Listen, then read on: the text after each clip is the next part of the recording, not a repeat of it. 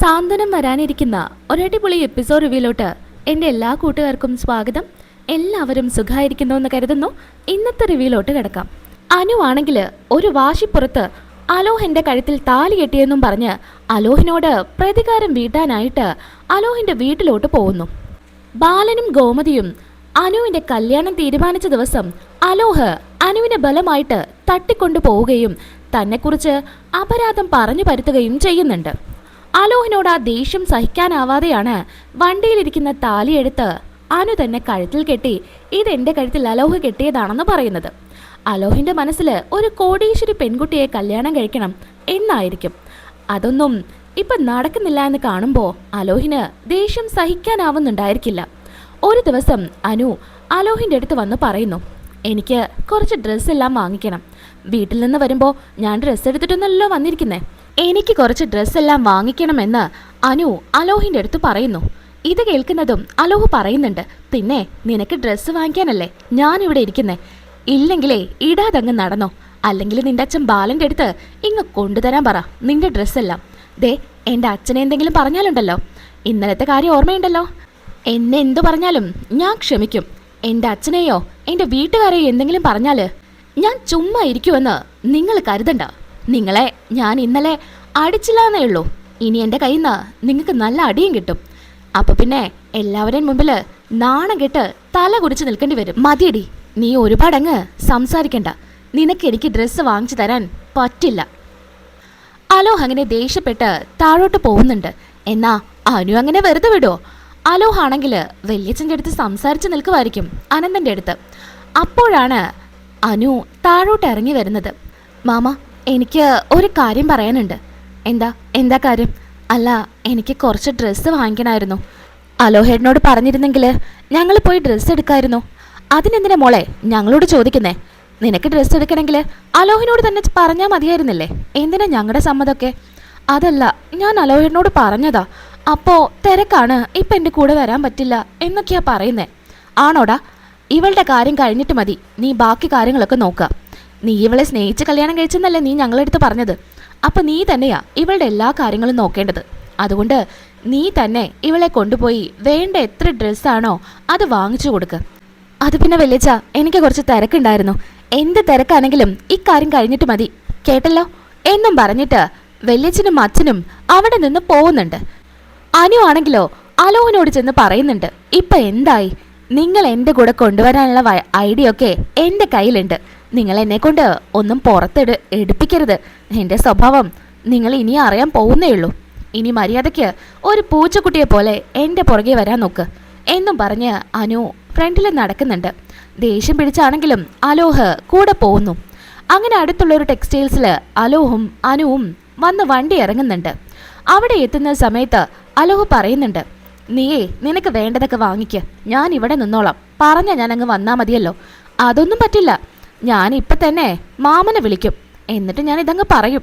അപ്പം പിന്നെ എന്താ നടക്കാൻ പോകുന്നേ? അതുകൊണ്ട് എൻ്റെ കൂടെ വരുന്നതാ നല്ലത്. എന്താ പറഞ്ഞത്? എൻ്റെ കൂടെ വന്ന് എനിക്ക് വേണ്ട വസ്ത്രങ്ങളൊക്കെ എടുത്തു തരണം എന്നല്ലേ? അപ്പം പിന്നെ എൻ്റെ കൂടെ വാ എന്നും പറഞ്ഞ് ബലമായിട്ട് തന്നെ അലോഹിനെ ടെക്സ്റ്റൈൽസിലോട്ട് കൊണ്ടുപോകുന്നുണ്ട്.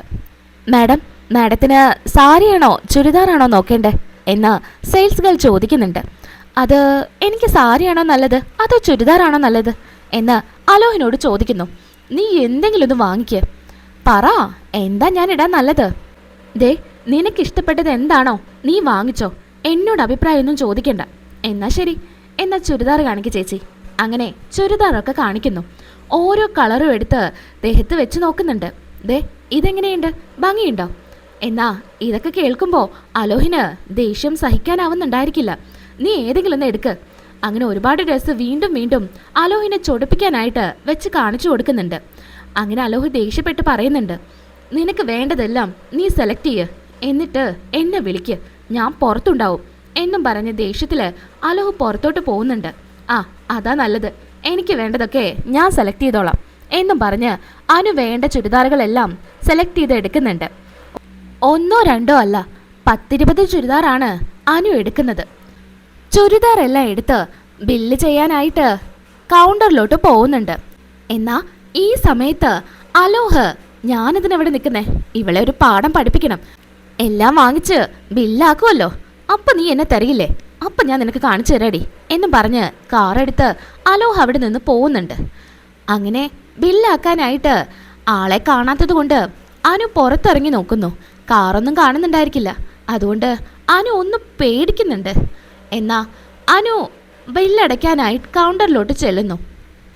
കുറച്ചു നേരം ഇങ്ങനെ ടെൻഷനോട് കൂടി നിൽക്കുന്നുണ്ട്. ഈ സമയത്തോ അലോഹ വീട്ടിലെത്തിക്കാണും. അച്യുതൻ അവിടെ ഇരിക്കുന്നുണ്ടായിരിക്കും. അച്യുതൻ ചോദിക്കുന്നുണ്ട്, അല്ല അവളെവിടെ? നിങ്ങൾ രണ്ടുപേരും കൂടെ അല്ലേ ഡ്രസ്സ് വാങ്ങിക്കാനായിട്ട് പോയത്? എന്നിട്ട് അവളെവിടെ? അവളെ ഷോപ്പിലുണ്ട്. എന്നിട്ട് നീ എന്താ ഇങ്ങോട്ട് പോന്നേ? അവളവിടെ നിൽക്കട്ടെ. അല്ല അവൾക്ക് പൈസ കൊടുത്തിരുന്നോ? അവൾക്കൊരു പൈസയും കൊടുത്തിട്ടില്ല. അവളങ്ങ് നാണം കെടട്ടെ. ബാലൻ്റെ മകളല്ലേ, പൈസ ഇല്ലാതെ വാങ്ങിച്ച ഡ്രസ്സെല്ലാം തിരികെ കൊടുത്തിട്ടിങ്ങ് പോരട്ടെ. എടാ പൊട്ടാ, അങ്ങനെയുണ്ടോ നടക്കുന്നു? ഇതിവിടെ എടുത്തു വെക്കേ, ഞാനിപ്പോൾ വരാം എന്നും പറഞ്ഞിങ്ങ് പോന്നാ മതിയില്ലേ? അപ്പോഴും അവളല്ലേടാ ജയിക്കുക. അല്ലച്ചാ, അവൾ ഇഷ്ടപ്പെട്ട് കുറേ എണ്ണം സെലക്ട് ചെയ്തിട്ടുണ്ട്. അത് വാങ്ങിക്കാതെ അവൾ ഇങ്ങ് വരുമ്പോൾ അവളുടെ മുഖം അതെനിക്ക് കാണണം. എന്നിട്ട് എനിക്കൊന്ന് ചിരിക്കണം അച്ഛാ. എന്തായാലും കൊള്ളാം. അങ്ങനെ സംസാരിച്ച് നിൽക്കുമ്പോഴാണ് ഫോണിലോട്ട് മെസ്സേജ് വരുന്നത്. 20,000 രൂപ അക്കൗണ്ടിൽ നിന്ന് പോയതായിട്ട്. അച്ഛാ, എൻ്റെ അക്കൗണ്ടിൽ നിന്ന് 20,000 രൂപ പോയല്ലോ. ആരാ എൻ്റെ അക്കൗണ്ട് ഉപയോഗിച്ചേ എന്നൊക്കെ അലോഹ പറയുന്നുണ്ട്. എടാ നിന്റെ കാർഡ് എവിടെ? അങ്ങനെ പേഴ്സ് നോക്കുന്നുണ്ട്. അച്ഛാ, ഒരു കാർഡ് എൻ്റെ കയ്യിലുണ്ട്, ഒരു കാർഡ് കാണുന്നില്ല. അത് നമ്മുടെ അനു അടിച്ചു മാറ്റി കാണും. അനു തന്നെ ബില്ല് അടയ്ക്കുന്നുണ്ട് കാർഡും കൊടുത്ത്. അനു മിടുക്കി തന്നെയാ. അനുവിനെ തോൽപ്പിക്കാനൊന്നും ആവില്ല. ഇത് കണ്ട് ആകെ ഞെട്ടി നിൽക്കുകയാണ് അച്യുതനും അലോഹും. എങ്ങനെയെങ്കിലും അനുവിനെ നാണം കെടുത്തി ബാലന് ഒരു വലിയ തിരിച്ചടി കൊടുക്കണമെന്നാണ് രണ്ടുപേരുടെയും ആഗ്രഹം. അതൊന്നും അനുവായിട്ട് നടത്തിക്കില്ല. ഫോണിൽ നിന്ന് പൈസ പോയതും അലോഹ് വേഗം കാറും എടുത്ത് ടെക്സ്റ്റൈൽസിലോട്ട് ചെല്ലുന്നുണ്ട്. അനു ആണെങ്കിൽ കവറുകളെല്ലാം പിടിച്ച് പുറത്തു നിൽക്കുന്നുണ്ട്. അലോഹിനെ കാണുന്നതും അനു കവറുമായിട്ട് അങ്ങ് ചെല്ലുന്നുണ്ട്. ആ വന്നോ, ഇനി ഇതെല്ലാം എടുത്ത് കാറിലേക്ക് അങ്ങ് വെച്ചേക്ക്. ആകെ ദേഷ്യത്തോടു കൂടി അലോഹ് ചോദിക്കുന്നുണ്ട്, നീ എന്തിനാ എൻ്റെ കാർഡ് എടുത്തേ? പിന്നെ നിങ്ങളിങ്ങനെ ചെയ്യുമെന്ന് എനിക്ക് നന്നായിട്ടറിയാം. അതുകൊണ്ടാ ഞാൻ മുന്നേ ഒരു മുൻകരുതലായിട്ട് നിങ്ങളുടെ കാർഡ് ഇങ്ങ് എടുത്തു മാറ്റിയത്. എടി നിന്നെ മതി എന്നോടേ വല്ലാതങ്ങ് കളിക്കണ്ട. മതിയടി, നിന്റെ സംസാരം നിർത്ത്. എൻ്റെ പേഴ്സിൽ നിന്ന് കാർഡും എടുത്ത് 20,000 രൂപ ചെലവാക്കിയിട്ട് നീ ഒരുപാടങ്ങ് സംസാരിക്കല്ലേ. അങ്ങനെ അനുവിന് നേരെ കയ്യോങ്ങുന്നുണ്ട്. ഈ സമയത്ത് ഒരു പോലീസുകാരൻ അതിലേ വരുന്നുണ്ട്. ഇങ്ങനെ നോക്കുന്നുണ്ട് അനുവിനെ. അലോഹാണെങ്കിൽ പോലീസുകാരനെ കാണുമ്പോൾ കൈയൊന്നും മാറ്റി പിടിക്കുന്നുണ്ട്.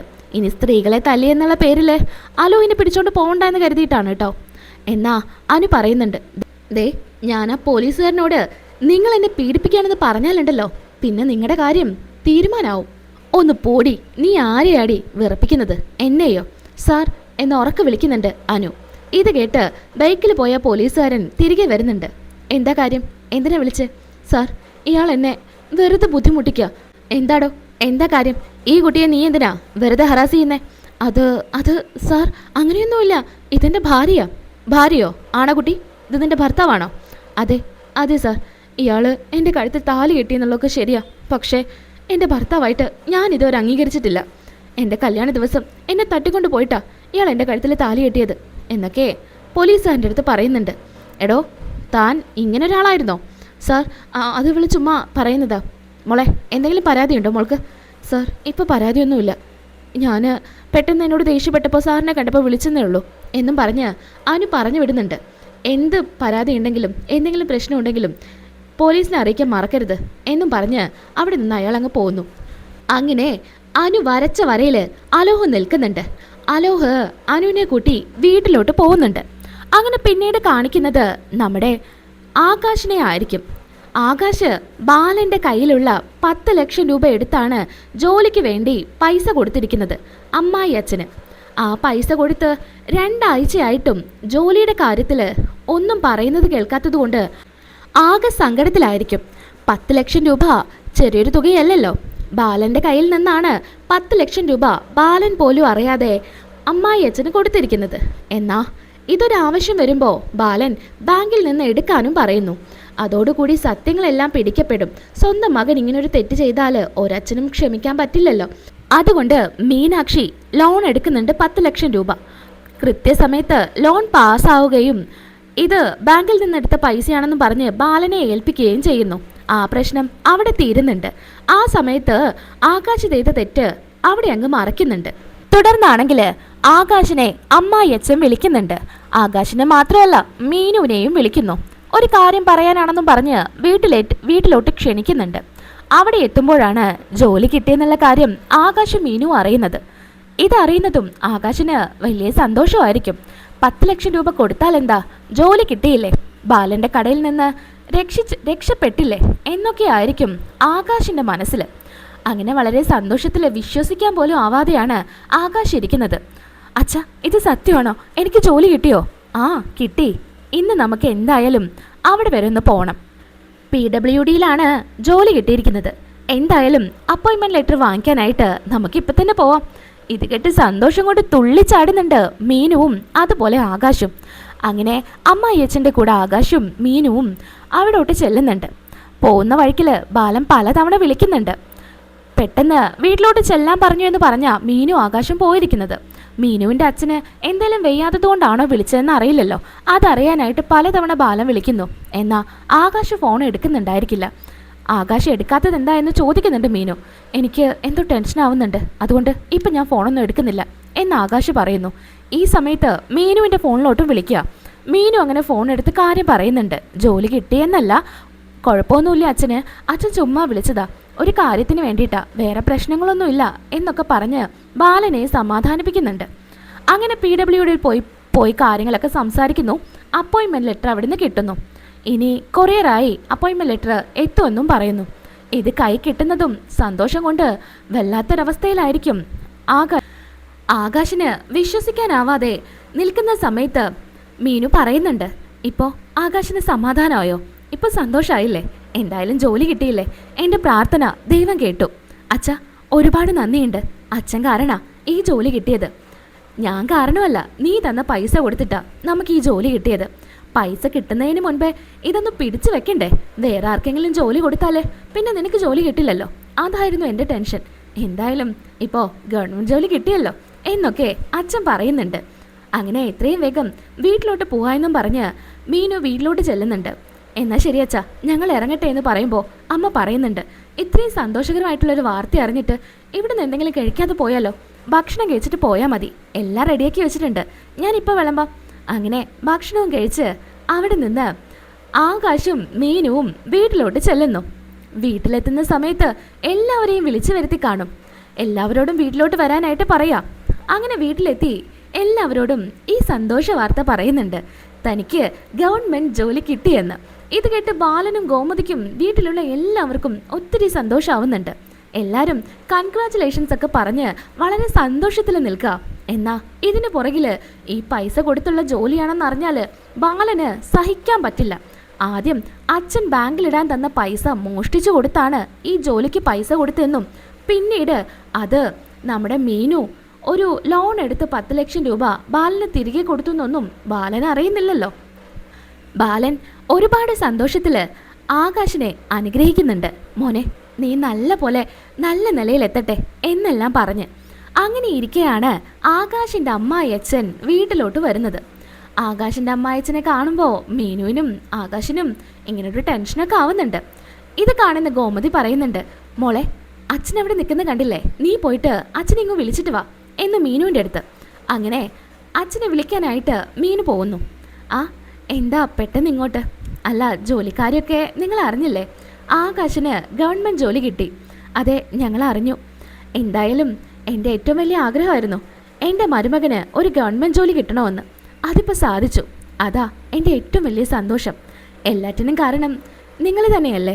മരുമകന് ഈ ജോലി കിട്ടാൻ കാരണം ആര് പറഞ്ഞു? ആ പൈസ കിട്ടിയില്ലായിരുന്നെങ്കിൽ ഉറപ്പായിട്ടും ഈ ജോലി കിട്ടില്ലായിരുന്നു. 10 ലക്ഷം രൂപ ബാലൻ തന്നു എന്ന് പറഞ്ഞ് ആകാശിനെ ഏൽപ്പിച്ചിരുന്നു. അത് കൊടുത്തിട്ടാ ഈ ജോലി കിട്ടിയത്. ആ സത്യം ബാലൻ അറിയുമ്പോൾ ബാലനൊരു വല്ലാത്ത ഷോക്കായിരിക്കും. ഞാൻ തന്ന പൈസയോ? ആ, ബാലനല്ലേ ആകാശിൻ്റെ കയ്യിൽ പൈസ കൊണ്ട് തന്നത്. ആദ്യം ആകാശിനോട് ഇക്കാര്യം പറഞ്ഞപ്പോൾ അനുവിൻ്റെ കല്യാണക്കാരിയുമായിട്ട് ഒരുപാട് പൈസ ചിലവായെന്നും ഇപ്പോൾ ആ ഒരു സാഹചര്യം ഇല്ലെന്നൊക്കെയാ പറഞ്ഞത്. പക്ഷേ ബാലൻ എന്തായാലും മകൻ്റെ കാര്യത്തിൽ ഇങ്ങനൊരു തീരുമാനം എടുത്തില്ലേ. അതുകൊണ്ടല്ലേ ഇപ്പം ഗവൺമെൻറ് ജോലിയൊക്കെ കിട്ടിയത്. ഇത് കേട്ട് ബാലൻ ഒന്നും മിണ്ടാതെ നിൽക്കുന്നുണ്ട്. ഞാൻ അങ്ങനെ ഒരു കാര്യം ചെയ്തിട്ടില്ല എന്നൊന്നും ബാലൻ പറയുന്നില്ല. എന്നാ ഇത് കേട്ട് ആകാശിന് സഹിക്കാൻ പറ്റുന്നുണ്ടായിരിക്കില്ല. എന്തായാലും നല്ല കാര്യം നടന്നില്ലേ, അത് തന്നെ വലിയ സന്തോഷം എന്നൊക്കെ പറഞ്ഞ് മീനുവിൻ്റെ അച്ഛൻ അവിടെ നിന്ന് പോകുന്നുണ്ട്. അവർ പോയതിന് ശേഷം ദേഷ്യത്തോടു കൂടി ഗോമതിയും ബാലനും ചോദിക്കുന്നുണ്ട്, അപ്പോൾ ഞങ്ങളറിയാത്ത എന്ത് കാര്യമാ ഇതിനിടയിൽ നടന്നത്? ജോലിക്കായിട്ട് 10 ലക്ഷം രൂപ കൊടുത്തെന്നോ? എവിടുന്ന് അത്രയും വലിയ തുക കിട്ടിയത് എന്നൊക്കെ ബാലൻ വളരെ ദേഷ്യത്തിൽ ചോദിക്കുന്നുണ്ട്. അങ്ങനെ എല്ലാ സത്യങ്ങളും ആകാശ് തുറന്നു പറയാൻ നേരത്ത് പെട്ടെന്ന് തന്നെ നമ്മുടെ മീനു ചെന്ന് പറയുന്നുണ്ട്, ആകാശെ ഞാൻ പറയാം. അത് പിന്നെ ആകാശിന് ഇങ്ങനൊരു ജോലി വേണമെന്ന് വല്ലാത്ത ആഗ്രഹമായിരുന്നു. അതുകൊണ്ട് ഞാൻ ലോൺ എടുത്തതാച്ചാ. ലോൺ എടുക്കേ? നീ ലോൺ എടുത്ത് ഇവന് 10 ലക്ഷം രൂപ കൊടുത്തെന്നോ? എന്തൊക്കെയാ നീ പറയുന്നേ? 10 ലക്ഷം ഒരു നിസ്സാര തുകയാണെന്നാണോ നീ കരുതിയിരിക്കുന്നേ? 10 ലക്ഷം രൂപ കൊടുത്ത് ജോലി വാങ്ങിക്കേണ്ട എന്താവശ്യം എവിടെ ഉള്ളത് എന്നൊക്കെ ബാലൻ ദേഷ്യത്തിൽ ചോദിക്കുന്നു. അച്ഛാ അത് പിന്നെ മതി, നിങ്ങൾക്കൊക്കെ നിങ്ങളുടെ ഇഷ്ടത്തിന് ഓരോ കാര്യങ്ങളൊക്കെ ചെയ്യാവുന്നതായല്ലോ അല്ലേ? ഞാനെൻ്റെ സ്വന്തം മോളെ പോലെയാ നിന്നെ കണ്ടത്. നീയും പറയാറുണ്ടല്ലോ എൻ്റെ സ്വന്തം അച്ഛനെ പോലെയാണ്, സ്വന്തം അമ്മയെ പോലെയാണെന്നൊക്കെ. എന്നിട്ട് എന്നോടൊരു വാക്ക് പറഞ്ഞോ എന്നൊക്കെ ഓർത്ത് ദേഷ്യപ്പെടുകയാണ് ഗോമതി. വീട്ടിൽ എന്തെങ്കിലും ചെറിയൊരു കാര്യമുണ്ടെങ്കിലും നീ എന്നോട് ഷെയർ ചെയ്യും. നീ ഓഫീസിൽ ഒരു പപ്സ് വാങ്ങിച്ച് കഴിക്കുമല്ലോ, ആ പപ്സിന് ഇന്ന് എരിവ് കുറഞ്ഞു, ഉപ്പ് കുറഞ്ഞു എന്നുള്ള പരാതി വരെ നീ എന്നോട് പറയും. ഇത്രയും വലിയ കാര്യം നടന്നിട്ട് നീ ഒരു വാക്ക് എൻ്റെ അടുത്ത് പറഞ്ഞോ എന്നൊക്കെ ചോദിച്ച് ഗോമതി ദേഷ്യപ്പെടുന്നുണ്ട്. ഇനി ഒരക്ഷരം നീ എൻ്റെ അടുത്ത് സംസാരിക്കരുത് എന്നൊക്കെ ദേഷ്യപ്പെട്ട് ഗോമതി പറയുന്നുണ്ട്. ബാലനും അതുപോലെ തന്നെയാ പറയുന്നേ. നിന്നെക്കുറിച്ച് ഞാൻ ഇങ്ങനെയൊന്നുമല്ല കരുതിയത്. എന്നെ മറച്ചു വെച്ച് ഇത്രയും വലിയൊരു കാര്യം ചെയ്തില്ലേ? എന്തായാലും നന്നായി മോളെ എന്നൊക്കെ പറഞ്ഞ് ബാലൻ സങ്കടപ്പെട്ട് അവിടെ നിന്ന് പോകുന്നു. എന്നാൽ ആകാശിനെല്ലാം തുറന്നു പറയണമെന്നുണ്ടായിരിക്കും, പക്ഷേ അത് ആകാശിനെ കൊണ്ട് മീനു പറയിക്കുന്നുണ്ടായിരിക്കില്ല. അങ്ങനെ വലിയൊരു പ്രശ്നം വീട്ടിൽ നടന്നുകൊണ്ടിരിക്കുക. പിന്നീട് മീനുവിനോട് ഗോമതിയും ബാലനും സംസാരിക്കുന്നില്ല കേട്ടോ. നാളത്തെ എപ്പിസോഡിൽ ബാക്കി റിവ്യൂയായിട്ട് വരാം. നാളെ സത്യങ്ങളെല്ലാം ആകാശ് തന്നെ തുറന്നു പറയുന്നുണ്ട്. ആ എപ്പിസോഡിനായിട്ട് എല്ലാവരും വാച്ച് ചെയ്യാൻ മറക്കല്ലേ. നമ്മുടെ വീഡിയോ ഇഷ്ടപ്പെടുന്നുണ്ടെങ്കിൽ ഒന്ന് ലൈക്ക് ചെയ്യാനും സബ്സ്ക്രൈബ് ചെയ്യാത്ത കൂട്ടുകാരുണ്ടെങ്കിൽ പ്ലീസ് സബ്സ്ക്രൈബ്. നാളെ വീണ്ടും കാണാം. ബൈ.